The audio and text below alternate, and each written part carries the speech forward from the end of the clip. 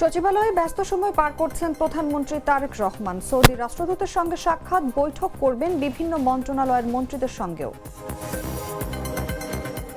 জাতীয় সংসদের প্রথম অধিবেশন বসতে পারে 10 থেকে 12 মার্চের মধ্যে, জানালেন স্বরাষ্ট্রমন্ত্রী। অধিবেশনে নির্বাচিত হবে স্পিকার ও ডেপুটি স্পিকার। মানবতা বিরোধী অপরাধের মামলায় সালমান আনিসুলের বিরুদ্ধে সাক্ষ্য গ্রহণ শুরু আজ। জবানবন্দি দেবেন আহত জুলাই যোদ্ধা। ব্রিটেন ফার্স্টের ডাকা সমাবেশকে কেন্দ্র করে উত্তেজনা। যুক্তরাজ্যে ডানপন্থী ইসলাম বিরোধী মিছিল ঘিরে সংঘর্ষ। এবং ইংলিশ প্রিমিয়ার লিগে শিরোপা দৌড়ে 2 পয়েন্টে নামিয়ে আনল ম্যান সিটি। ম্যাচের নায়ক 20 বছর বয়সী নিকো ওরাইলি।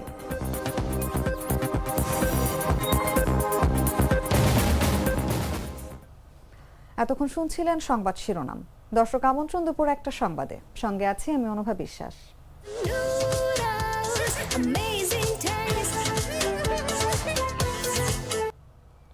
চলে যাচ্ছে বিস্তারিত খবরে। প্রধানমন্ত্রী তারেক রহমান সচিবালয়ে ব্যস্ত সময় পার করছেন। রোববার সকাল 9টার পরপরই তিনি বাংলাদেশ সচিবালয়ে তার কার্যালয়ে উপস্থিত হন। এ সময় তার সঙ্গে সৌজন্য সাক্ষাৎ করেন ঢাকায় নিযুক্ত সৌদি আরবের রাষ্ট্রদূত ডক্টর আবদুল্লাহ জাফর এইচ.বি. নাবিয়া। বেলা 11টায় সচিবালয়ের মন্ত্রিপরিষদ বিভাগে তাদের মধ্যে এই সাক্ষাৎ অনুষ্ঠিত হয়। প্রধানমন্ত্রীর অতিরিক্ত প্রেস সচিব আতিকুর রহমান রুমন বিষয়টি নিশ্চিত করেছেন। এর আগে এদিন সকাল 9টা 5 মিনিটে প্রধানমন্ত্রী সচিবালয়ে মন্ত্রিপরিষদ বিভাগে তার কার্যালয়ে পৌঁছালে মুখ্য সচিব এ.বি.এম. আব্দুস সাত্তার তাকে স্বাগত জানান। এদিকে বেলা 12টায় রাজধানীর হযরত শাহজালাল আন্তর্জাতিক বিমানবন্দরের 3য় টার্মিনাল সংক্রান্ত একটি সভা শেষে 12:30টায় বিভিন্ন মন্ত্রণালয়ের কয়েকজন মন্ত্রী প্রধানমন্ত্রী তারেক রহমানের সঙ্গে বৈঠক করবেন বলে জানানো হয়েছে।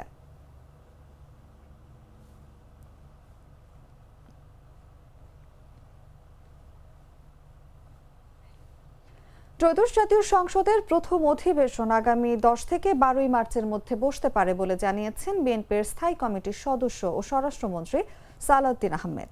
শনিবার রাতে গণমাধ্যমকে তিনি কথা জানান। সালাউদ্দিন আহমেদ বলেন, জাতীয় সংসদের প্রথম অধিবেশন বসবে আগামী 12 মার্চ অথবা এর 2-3 দিন আগে।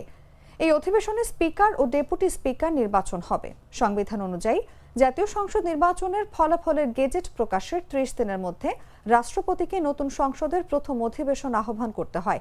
তিনি প্রধানমন্ত্রীর লিখিত পরামর্শ অনুযায়ী তা করেন। 12 ফেব্রুয়ারি সংসদ নির্বাচন ও গণভোট হয়েছে। সংসদ নির্বাচনে বিজয়ীদের গেজেট প্রকাশ হয় পরদিন।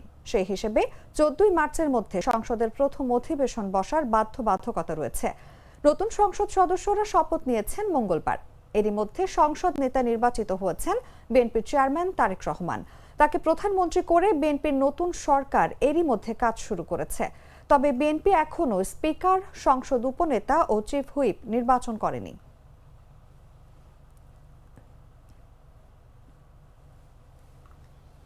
বিদ্যুৎ, জ্বালানি ও খনিজ সম্পদ মন্ত্রী ইকবাল হাসান মাহমুদ টুকু বলেছেন, বাংলাকে যদি ধারণ করতে হয়, বাংলা ভাষাকে যদি মায়ের ভাষা বলতে হয়, তাহলে ইনকিলাব জিন্দাবাদ চলবে না।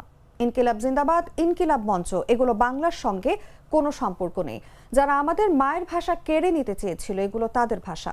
শনিবার দুপুরে সিরাজগঞ্জ জেলা প্রশাসনের আয়োজনে শিল্পকলা একাডেমি অডিটোরিয়ামে আন্তর্জাতিক মাতৃভাষা দিবস ও মহান শহীদ দিবসের আলোচনা সভা ও সাংস্কৃতিক অনুষ্ঠানে তিনি এসব কথা বলেন।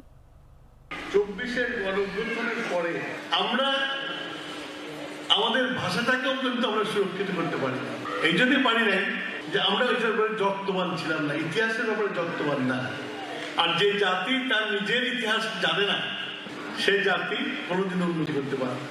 এই যে গণতন্ত্র আইন হয়েছে, আমরা গণতন্ত্রের পথে হাঁটছি, বাট নেক্সট 5 ইয়ার্স পরে কি হবে you don't know, I don't know. বাংলাকে যদি ধারণ করতে হয়, বাংলাকে যদি আমার মায়ের ভাষা বলতে হয়, তাহলে ইনকিলাব জিন্দাবাদ চলবে না।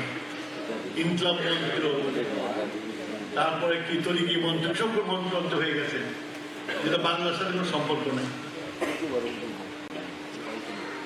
যে আমি যে বললাম এসব কথাবার্তা দেখা যাবে আমার একটা ব্র্যান্ড করে ফেলবে আমাকে, যে ভারতীয় দালাল, রড দালাল, অনেক কিছু বলে ফেলবে।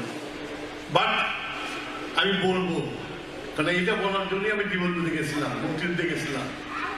মরে গেলে আজকে কেউ নাম নিত না, বেঁচে আছে বলে আজকে মন্ত্রী হয়েছে। এই দেশটা, এই ভূখণ্ড তৈরি হয়েছে বলে আমি মন্ত্রী হয়েছি।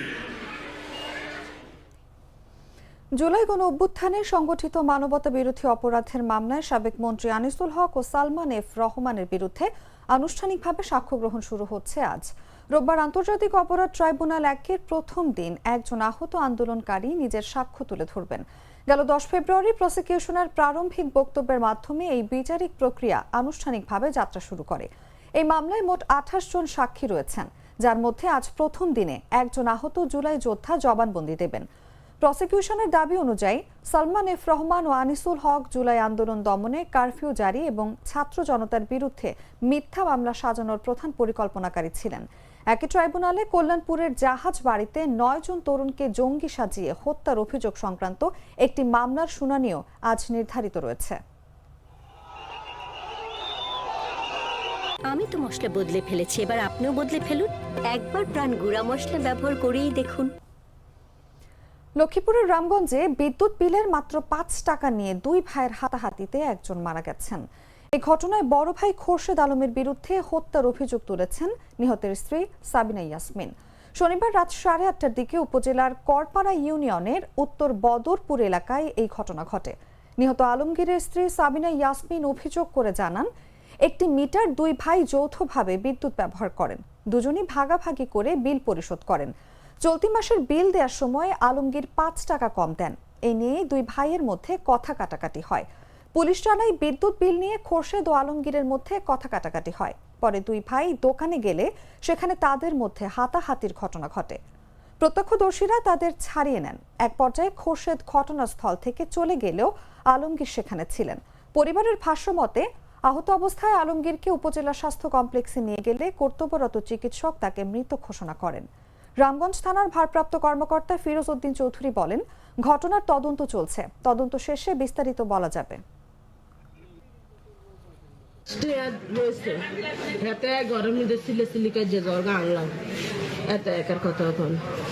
না কোন একটু বাইশের দিকে যান আনন যাই না কয় যাই আমাকে কথা কইেন না কয় কই আমি হাতে লোক কোনো কথার দরকার নাই এতে যাই দোয়ান অবশ্যই রে হিসি দিয়ে হিগা যাই দুম দুম করে দিই শেষ করে দিছি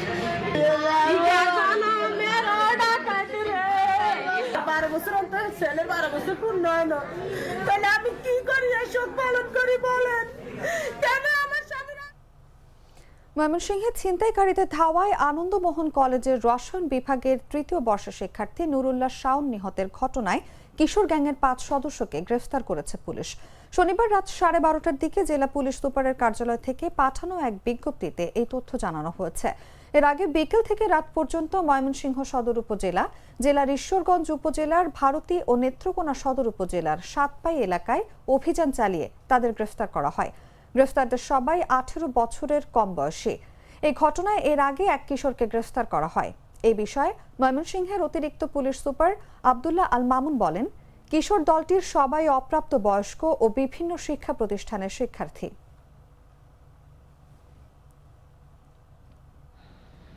প্রাণ কফি ক্যান্টিন, কররা কফি, কঠিন স্বাদে হাইকে বলো বাই। জানাবো আন্তর্জাতিক সংবাদ।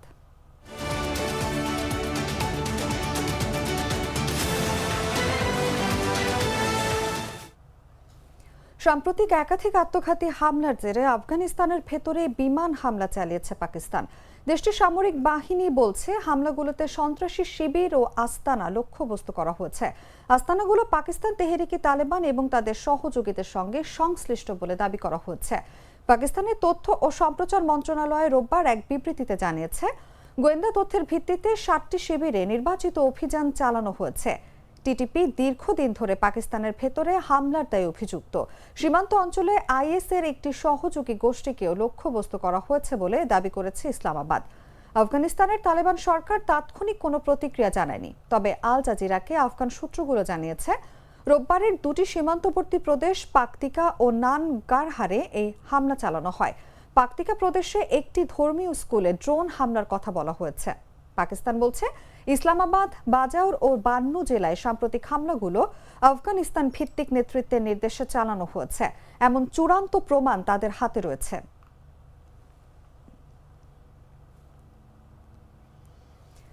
যুক্তরাজ্যের ম্যানচেস্টারে কট্টর ডানপন্থী ও ইসলাম বিরোধী সংগঠন ব্রিটেন ফার্স্টের ডাকা সমাবেশকে কেন্দ্র করে উত্তেজনাপূর্ণ পরিস্থিতি সৃষ্টি হয়েছে।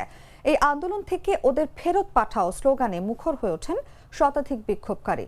ইউনিয়ন জ্যাক পতাকা হাতে অনেকেই অভিবাসী বিরোধী স্লোগান দেন এবং ব্রিটিশ প্রধানমন্ত্রী কিয়ার স্টারমারকে কটাক্ষ করেন। এ সময় কিছু বিক্ষোভকারীকে মদ্যপ অবস্থায়ও দেখা যায়। ব্রিটেন ফার্স্ট, যারা গণহারে অভিবাসী ও মুসলিমদের যুক্তরাজ্য থেকে বহিষ্কারের দাবি তোলে, তাদের এই কর্মসূচির প্রতিবাদে শনিবার দুপুরে পাল্টা বিক্ষোভের আয়োজন করা হয়। এই বিক্ষোভে কয়েকটি রাস্তায় অসংখ্য বামপন্থী ও ফ্যাসিবাদ বিরোধী কর্মীদের সমাবেশ ছিল ডানপন্থীদের চেয়ে তুলনামূলকভাবে অনেক বড়। প্রতিবাদ বিক্ষোভের সময় তারা বর্ণবাদ বিরোধী ব্যানার বহন করেন এবং ফিলিস্তিনি পতাকা সহ বিভিন্ন পতাকা প্রদর্শন করেন। পাল্টা মিছিল শুরুর আগেই উত্তেজনা ছড়িয়ে পড়ে। কিছু কট্টর ডানপন্থী কর্মী পাল্টা বিক্ষোভ স্থলে ঢুকে লাইভ স্ট্রিম শুরু করেন। পুলিশের নিরাপত্তা বলের মধ্য দিয়ে ব্রিটেন ফার্স্টের নেতা পল গোল্ডিং এর নেতৃত্বে মিছিল শুরু হলে পরিস্থিতি দ্রুত উত্তপ্ত হয়ে ওঠে। শহরের কেন্দ্রে দুই পক্ষের মুখোমুখি অবস্থানে গালাগালি ও ধাক্কাধাক্কির ঘটনাও ঘটে। এক পর্যায়ে কয়েকজন বিক্ষোভকারী রাস্তায় বসে পড়ে প্রতিবাদ জানাতে থাকলে পুলিশ তাদের নিরাপদে রাস্তা থেকে সরিয়ে নেয়।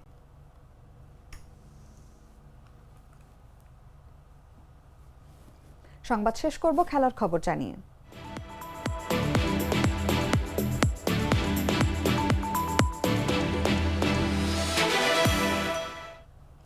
প্রিমিয়ার লিগে শিরোপা দৌড়ে নতুন উত্তেজনা যোগ করেছে ম্যানচেস্টার সিটি। নিউক্যাসল ইউনাইটেডকে 2-1 গোলে হারিয়ে শীর্ষে থাকা আর্সেনালের সঙ্গে ব্যবধান কমিয়ে এনেছে মাত্র 2 পয়েন্টে। ইতিহাদ স্টেডিয়ামে অনুষ্ঠিত ম্যাচ নায়ক ছিলেন 20 বছর বয়সী নিকো ওরাইলি। প্রথমার্ধেই জোড়া গোল করে দলকে জয়ের পথে এগিয়ে দেন এই তরুণ মিডফিল্ডার। ম্যাচের শুরু থেকেই দাপট দেখায় পেপ গার্দিওলার দল, তার ফলও আসে দ্রুত। ম্যাচের 14তম দূরপাল্লার দুর্দান্ত শটে জাল কাপান ওরাইলি। গোলটি সিটির আত্মবিশ্বাস বাড়িয়ে দেয়। তবে নিউক্যাসল দ্রুত ম্যাচে ফেরার চেষ্টা করে। 22তম মিনিটে লুইস হলের শট ডিফ্লেকশন হয়, জালে ঢুকে গেলে সমতায় ফেরে অতিথিরা। কিন্তু বেশি সময় স্থায়ী হয়নি সেই সমতা। কিছুক্ষণ পর কর্নার থেকে আসা বলে হেড করে নিজের দ্বিতীয় গোলটি করেন ওরাইলি। আবারও এগিয়ে যায় সিটি। এই জয়ে পেপ গার্দিওলার দল প্রিমিয়ার লিগে আর্সেনালের সঙ্গে ব্যবধান কমিয়ে মাত্র 2 পয়েন্টে নামিয়ে আনল। ফলে শিরোপা লড়াই এখন আরও তীব্র ও রোমাঞ্চকর হয়ে উঠেছে।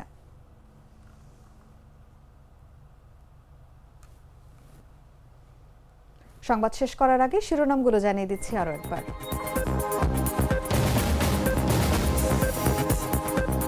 সচিবালয়ে ব্যস্ত সময় পার করছেন প্রধানমন্ত্রী তারেক রহমান। সৌদি রাষ্ট্রদূতের সঙ্গে সাক্ষাৎ, বৈঠক করবেন বিভিন্ন মন্ত্রণালয়ের মন্ত্রীদের সঙ্গেও।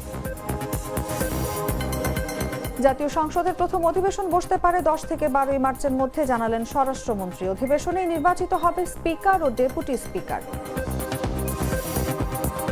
মানবতা বিরোধী অপরাধের মামলায় সালমান আনিসুলের বিরুদ্ধে সাক্ষ্য গ্রহণ শুরু আজ। জবানবন্দি দেবেন আহত জুলাই যোদ্ধা।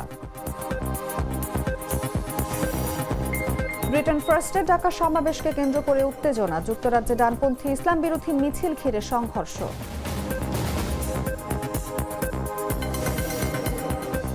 এবং ইংলিশ প্রিমিয়ার লিগে শিরোপা দৌড়ে 2 পয়েন্টে নামিয়ে আনল ম্যান সিটি। ম্যাচের নায়ক 20 বছর বয়সী নিকো ওরাইলি।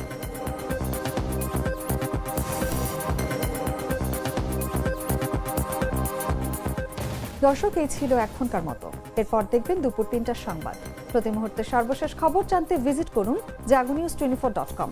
ফলো করুন আমাদের ভেরিফাইড ফেসবুক পেজ এবং সাবস্ক্রাইব করুন জাগো নিউজের ইউটিউব চ্যানেল। ধন্যবাদ সবাইকে।